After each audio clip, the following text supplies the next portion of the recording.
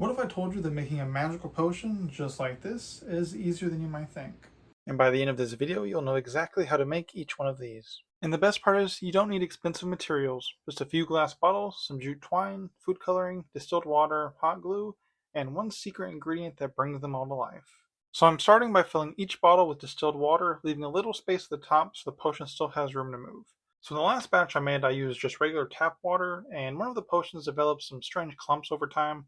I can't say for sure the water caused it, but distilled water removes some of the minerals and other variables, so this time I'm going to give that a try. So we'll just go ahead and fill up those other two bottles, leaving about a half inch or so of air at the top just to make sure there's plenty of room for everything to move around inside. And then next we're going to add the food coloring. A few drops at a time until you reach the color you're after. Different bottle shapes and glass thicknesses can change how the color looks, so give each one a quick swirl and check it against the light before adding more.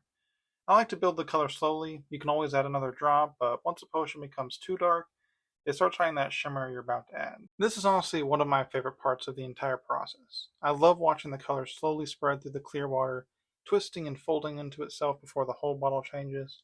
It's simple, but it already starts to feel a little magical. And now it's time for the secret ingredient that brings these potions to life, mica powder.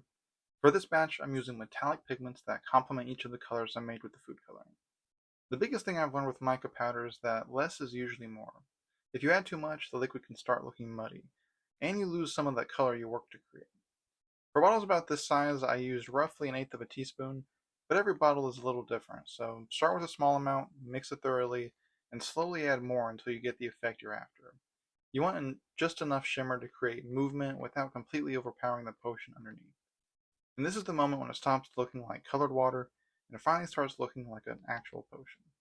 To seal everything in and make the bottles watertight, I'm adding a generous amount of hot glue around the bottom of each cork. Then press the cork firmly into place. If you use enough glue, it should push a small bead up around the top, creating a complete seal between the cork and the bottle. If you notice any gaps, just run another bead of hot glue around the top edge where the cork meets the glass.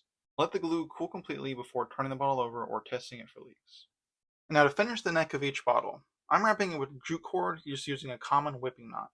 It sounds more complicated than it is, but it creates a really clean finish without leaving a bulky knot on the outside. To start, you're just going to lay a loop of cord vertically against the bottle of the neck, leaving the top of the loop exposed. Then use the longer working end to wrap tightly around the bottle and over both sides of that loop. Keep each wrap close to the one before so it doesn't leave any gaps, and make sure the cord stays tight as you work your way around the neck. Once you have enough wraps, pass the working end through the loop you left exposed. Then pull on the loose end at the opposite side. This draws the loop along with the working end underneath the wrapped cord and locks everything into place. After that, just trim both ends as close to the wrapping as possible. Now, jute naturally has a lot of loose fibers, so I'm going to carefully pass the lighter near the surface just to singe those away and clean up the finish. You only need one quick pass. Don't hold the flame in one place or you could burn the cord, darken it too much, or soften the hot glue underneath. Once those fibers are gone, the wrapping looks much tighter and more intentional. Now, if you're anything like me and you'd rather spend your time actually making the potions rather than designing custom labels for each of them, then I've got you covered. I went ahead and designed each of these myself, and I personally print, package, and ship each of these from my Etsy shop. So, as a huge thank you to you for watching this video. You can go down in the description and use the discount code there to get 15% off of your order. And for anybody who used the link below, I'll also include some free blanks that you can use to make your own custom potion bottles or whatever labels you like to use those for. Every purchase helps support the channel, which helps me produce more content and create more resources that you can get your hands on as well. So thank you so much for being here. I can't wait to see what you create and what we can create together.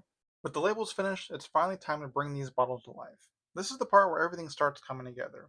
A plain glass bottle with some colored liquid can look nice on its own, but once you add a label, it suddenly feels like something that belongs on the shelf of a traveling alchemist or tucked away in the corner of an old apothecary.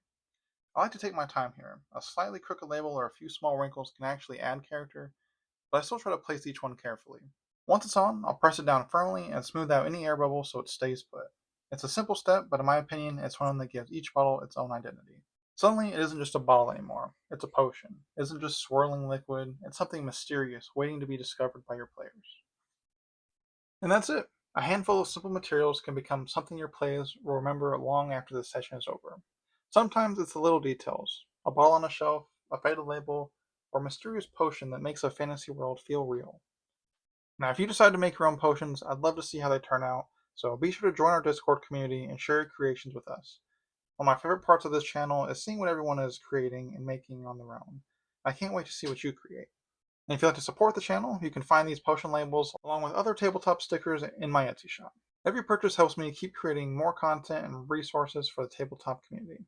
Now, if you found this video helpful, consider subscribing so you don't miss future builds. I've got plenty more projects on the way to help make your game table feel just a little more immersive. Thank you so much for watching, and until next time, keep crafting, keep creating, and keep bringing your worlds to life.